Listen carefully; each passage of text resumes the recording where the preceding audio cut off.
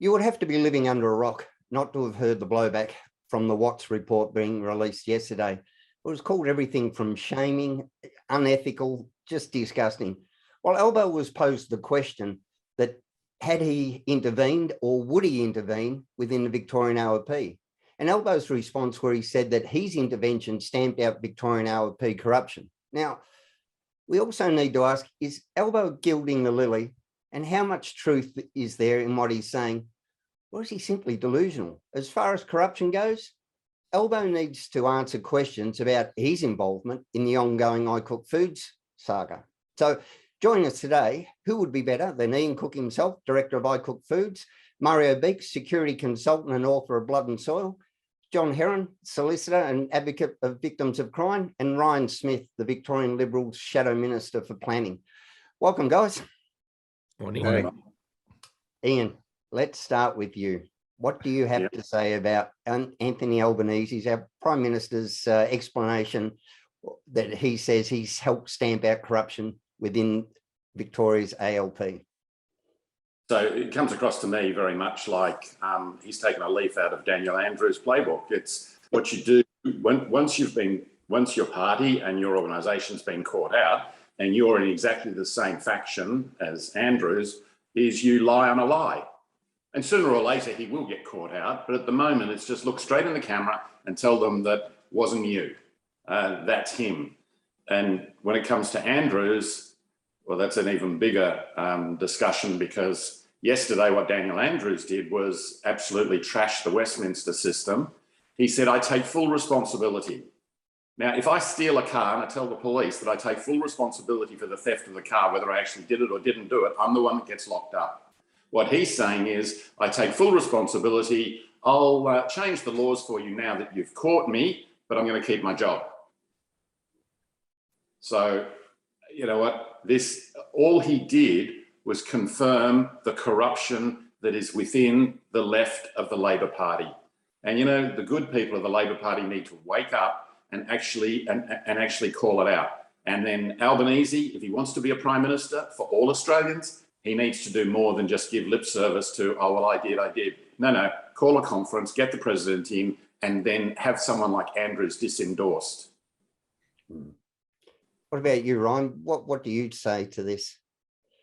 Well, this is just an ongoing disgrace. I mean, we called out the misuse of public funds back in 2015, and to be frank, in 2018, no one seemed to care. They gave Andrews a resounding endorsement of the 2018 election, although we had raised these issues about the red shirt scandal for at least a couple of years. The Premier continues to go down this path because he's never had to face any consequences. And at some point, he needs to understand that this sort of behaviour is just not acceptable. The misuse of public funds, the misuse of publicly funded staff, it's got to stop at some point. And, you know, I was at a function with Jeff Kennett before the 2018 election, and he said very clearly to that function, if Andrews is re-endorsed in the 2018 election, then it's acknowledgement from the Victorian people that they don't care about public corruption. They don't care about it. And sure enough, he got re-endorsed. He is still our Premier. He's gone through several iterations of corruption and misuse of public funds along the last 4 years. If he doesn't get held to account, he will continue. If he gets re-endorsed as our Premier, he will continue this way. He's not suddenly had an epiphany this morning and going to decide to go on the straight and narrow. There's been no consequences. The consequences for him doing the wrong thing repeatedly has been an extension of his current power. You know, Victorians have got to say at some point enough is enough.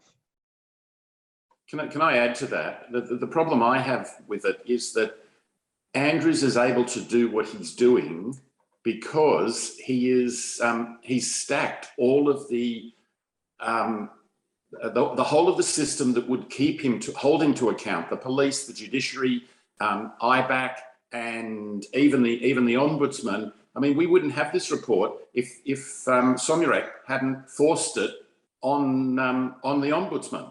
So the reason Andrews can be arrogant and the reason he can do this is that he's telling the public, hey, look, all these people who keep an eye on me, who are counter, none of them have said anything bad about me, so I must be all right. Yeah, and directly to that point, Ian, there's another investigation underway where there's been a New South Wales ombudsman appointed to look into the politicisation of the public service, as you just mentioned. So we already see there's smoke. Whether there's fire or not, we'll wait for the outcome of the inquiry. But you know, that shows there's at least a perception there. Absolutely. Yeah. Back to the election issue of 2018, something that Ryan said, and a lot of the top public servants said to me that, and when Andrews is in trouble, he falls back to that 2018 mandate and basically says, well, bad luck, I got voted in, I can do what I want. That's the literal translation of that. And that's how it's played out. If, again, as you've heard, I've worked in the Victorian government. When red shirts came out, we had a bit of a chuckle internally because red shirt like doesn't even rate on the radar from what we would see every day, right? It's like, what's this about? You know, a little bit of using staff, etc. When the really big thing is the collapse of the Westminster system in, as you just said, Michael, earlier, in Victoria. Like, again, as I'm picking up on everyone's what they're saying here, I can absolutely assure you the executive is a full-on paid-up part of the ALP, right? That's that. And then the judiciary, I've got to be careful what I say here, but mostly holding out. But there's a lot of appointments in there as well. But what it does create is that when you've got an authoritarian regime, there's this climate of fear. So you don't get any of those. When the Westminster system's collapse and flatlining, no one will speak out. That's a really, really sad situation. That's where we are now. The Victorians, there has to be a change of government for all this to come to light. It will never come to light without a change of government. It happened in New South Wales when there was a change of government from a corrupt Labor administration, and over the course of those following years, the Liberal Party in New South Wales was able to bring to light a lot of the issues that had remained undercover while Labor were in power. This will never change if we don't change government, where we will do a root and branch look at every single thing that this government has done, where money's gone, what favours have been bestowed on people. We need to get to the bottom of everything, and we can't do it without a change of government. Victorians need to change the government to make these people accountable for what they've done. It's probably, very quickly, there's another thing that Ian said too, is that the Victorian public's corruption fatigue now, believe it or not. So since the pandemic, we've just been bombarded, and it's a very common joke or a wry response of, I can't recall. I know Carmen Lawrence kicked that off many, many decades ago, but it's reached epileptic proportions now. No one really believes anything that's said. So what do now? They don't care. They switch off and go back to their lives if they can. Yeah. The whataboutism is killing us all as a population when they throw up, well, what about that side? What about this side? And that's why I say, well, I'm not sure how that affects or detracts from this instant. But, if that's wrong, it's still wrong. And if this is wrong, it's still wrong. I'm not saying that this is acceptable because they did it. It's wrong. The integrity has to be the foundation. I would point to the New South Wales example where Barry O'Farrell stepped down from the Premier role for not declaring a bottle of wine. I would point to Gladys Berejiklian, who stepped down, not when she was actually found guilty of anything, but because she was under investigation, she stepped down immediately. Most people wouldn't remember when Dennis Napthine took over from Ted Baillieu. We had one of our ministers who had inappropriately leaked something from a parliamentary committee immediately stood down from his role as minister. If people want to say, well, your side's just as bad because you're all politicians, I can give examples of where senior Liberals in 2 states have stood down as a result of the whiff of impropriety, let alone a deluge of reports that actually point to corruption, misuse of funds, and inappropriate use of public funded staff. We're not the same, and we don't accept it on our side. I don't accept it on my side. My leader doesn't accept it on our side. And to say that we're all the same is just, being lazy in terms of actually looking at the facts. Well, can I just add something on this one? We spoke a little bit earlier. you're right, Michael. You know, for past 2 years, and John, he mentioned it's a fatigue there amongst Victorians. But what the Premier Andrews shows, actually, he's very clever. You know, he prepared himself for all of this a little bit earlier. And one thing was traditionally with him, when he has a press conference, and I watched yesterday, when he has been asked the second question, he said, I reply to that question. He doesn't want extend his explanation when a journalist asks him anything. But what actually surprised me, that nobody asked him, where is this money coming from? Ian mentioned playbook. He's a clear manual how to manipulate and deceive people. No question asking. I mean, like 2 years of these press conferences and everything else, and again and again and again, and to say, I take responsibility, and I agree with what Ryan says. There's ample examples of politicians like my Premier Gladys, she stepped down. As soon as the ICook was being involved, she stepped down. She didn't say, I take responsibility, I continue being Premier. But what I don't understand, that people in Victoria, maybe John is right, it's a fatigue, that they don't asking for the more investigation in the behavior of the government in Victoria. That's what I don't understand. Nobody goes in prison. Nobody goes in prison. Well, yeah, building on that, Mario, you've got the often response is when you're describing what you've seen is, but they do it as well. Who's they? Who's right? They? Exactly. Who's they? Who's they? They's not me. They isn't the public. Who's the one suffering here? It's the public that suffers this. With all the institution, people wonder why that service delivery, particularly in Victoria, has absolutely collapsed all around. You mentioned police before. That's absolutely like good luck in reporting crimes, etc. Judiciary, like it's just overloaded. Anything service driven, Vic knows where you want to go. But why is that? Right? Because you've got that collapse in the Westminster system, you get this massive risk aversion. So everybody makes a decision, just like if you're back in the old days of a banana republic and you accept bribes, etc., right? You protect your own turf, right? And if someone up the road, believe we're probably at this stage now, if someone in a few offices up isn't corrupt, you actually get rid of them, right? Yes. Now, not brutally like a Venezuela, but it's I have seen it where someone doesn't play the game like that and they're out. Yeah, I think the other thing too is that, based on what Ryan was saying before, you've got a situation that they call the curse of the dictator. So you've got someone like Andrews who's put in place all of the senior people in the major departments, anyone with any influence power over him or that could scrutinise him. Now, he's set all that up and he's got to this point. Ryan's saying that they would come in and they would check. That's exactly the reason he has to fight like nobody's business, because if a dictator falls down or is removed, then the incoming people go and have a look at all of the things they did. He could end up in jail.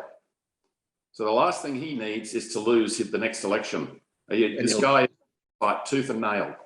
Yep, he'll do anything. And you know, and I stand by also when people are pointing at, you know, all politicians are the same. I sat around the cabinet table, decided to set up the Anti-Corruption Commission in Victoria. I was part of that. Our government put it together. This government underfunded it. We've made a commitment to re-establish the funding and to go one step further to make the funding of the Anti-Corruption Commission a function of Parliament, not of the government. So we're even making sure that we have that added bit of integrity and that the Parliament will debate and decide how much funding the Anti-Corruption Commission gets. Will not be a function of government going forward. You know, Ryan, every police officer out there holds the office of constable. They are completely separated. They can make a decision to take someone to charge them. They can bring them in, put the allegation on them, arrest them, then charge them if they have a prima facie case. And yet I'm hearing now from serving members, they are, what John was saying before, they are literally too scared to do it, right? If they do it to the wrong person, all of a sudden, everything, you know, their world comes crashing down around them. Yeah, I've heard on a number of occasions now, too often for me to disregard it, as the fraud squad guys who are looking at the red shirt stuff were told to get off the case, stop investigating it. I mean, if that's true, that's exactly right, man. That's how they operate if you deal with the police at the moment, just on that subject matter. when you go in and you're reporting a crime or you're taking in someone that's been accused of one, basically they do a risk management assessment if it'll come back on them, right? And then they'll prosecute. Gone are the days where a crime comes in, as you said, prima facie, there's evidence for it, and that they'll charge it. That doesn't exist anymore. So think about where we are as a democracy when you've got the security forces. That's how they operate now. Yeah, well, Mario's probably had more experience of what happens. This is real. Yes, this happens I deal with it every day. No, it's right. And what you said about the red shirt, this is the very first time I hear such a thing. Every day, Mario. Let me tell you, we have spoken firsthand to a member of that fraud squad who said, yes, they were stopped from red shirts. They were ready to go in and charge people. And the pin was pulled politically. Yes. Now, you know what? You know what happened in Europe, and we're just on that slippery slide. We maybe aren't as far down it, but gee whiz, we're certainly getting ready to take a big slide. Yeah, look, I've had a call from a senior police individual, not to be named, that said that Crime Command wants to pass on a message. Don't like what you say on TV. Let that sink in. Now, you know who Crime Command is? Yeah, Robert Hill. No. It'd be the commissioner. And not what that's about. That's really interesting, right? That's not a threat that we're going to come and get you. It's actually it's the optics, right? So Andrew's his control is all, and Albo did the same. It's all around optics, right? So whether you lie or tell the truth doesn't matter, right? And that statement said to me was all about optics, because if I touched on a subject where a crime wasn't solved, they don't want to hear that. That doesn't matter. A very serious crime. What matters is that, and it was said to me, but we solved something. We did something over there one day. That's at the level, like that slope you're talking about. We're sliding down that at a rapid pace. Would any CEO of any organisation with this level of malfeasance exposed still be in the position? I can think straight off of the Crown Casino when their less than optimal operating practices came to the public's knowledge. The whole board had to go. Why is Andrews any different? No, you're absolutely right, Michael. Dead set. But here's an example of government for you. Community Chef went down the tube. It was sold for $1 a share, but $17 or $20, whatever it was sold for, to the Department of Health. And the CEO was then given a job in an office in Western Health for another 18 months or whatever. I think he's moved on now. But literally, and we know from insiders, sat there with nothing to do, was just paid. Now that can only happen under this Andrews government. A private company goes broke, see you later. You know what? A public company, as you say, the board would step in and remove the CEO. But not this government. Yeah, it comes down to shareholders too. As voters, as the electorate, we're their shareholders in this company. We do have the ability to vote them out, but for some reason we don't. And for all those people that say, oh, they all do it, it's a grey area and things like that, we have the ability to stop this. So if it is a grey area, go, right, well, let's stop it being a grey area. And let's stop it now. Let's send the message. You put your head above the parapet, you do the wrong thing, you're gone. Because in law, there's a deterrent factor with the penalties that are imposed. So if you do this, there's a big penalty. So some people don't do it. And the ones that do, they wear the consequence. There doesn't seem to be a deterrent part of any of this integrity stuff currently for Andrews. No, Michael, like if you back on the police, if you said, oh, I'm going to make a report to OPI, they laugh at you, right? It's just not. And you say, what is the level that the population would revolt against this? Well, a reminder, a year ago, we did see a million people in the streets of Melbourne, and that forced change. Probably, again, I like dropping in Venezuela until they're picking through garbage like they were in Caracas. and the gas is turned off, they can't heat, these types of things, and unemployment would skyrocket, or their mortgages are at 10%. That's the only time that they're going to do anything, frankly. That's interesting, John. Yeah, I agree with you, John, on that one. Yes. Yeah, it's sort of like often people need to feel pain before they'll make those big decisions about changing government. But it shouldn't isn't have now to in be Victoria some protests go with the truckies? I'm seeing this on the social media. The truckies, like a couple of days now, they're blocking the traffic in Melbourne.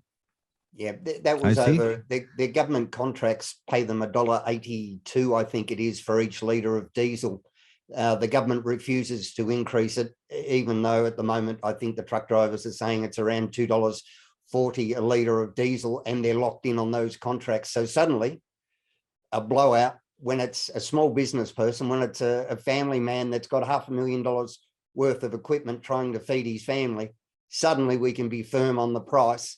But when it's a multinational donor, blowouts and cost overruns, they're fine.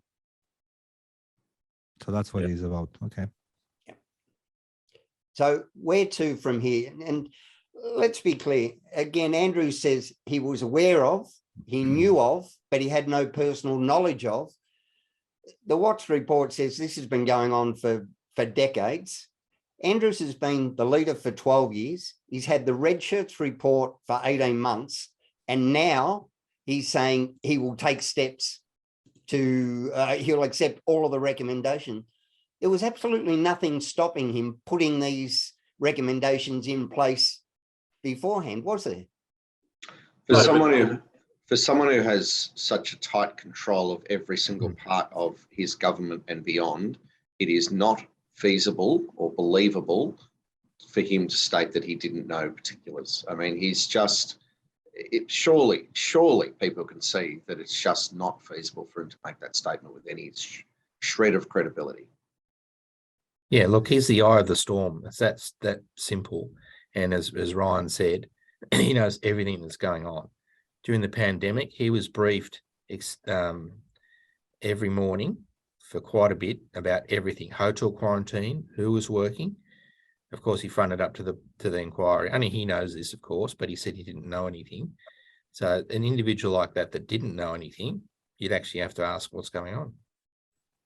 Yeah. Why are you the leader? Incompetence or corruption? The latter. See all of the above. Well, Victoria's going to have a chance when in November, right, to show what they think about government. That's the only way, because between now and November, that's when the elections are. You know, I mean, we need to see and what's happened. And Daniel Andrews is going to do it. As I said, like, he's a smart guy. He's a smart guy. He knows how to utilize every part of logistics in his favor. So the voters need to be more aware between now and elections. And on elections, it's going to be seen what they think of who they want to be the leader. I think when you say he's a smart guy, I think you have to add in that he's an evil, smart bloke. I mean, he's not, because smart would, to me, almost indicates a compliment. But, I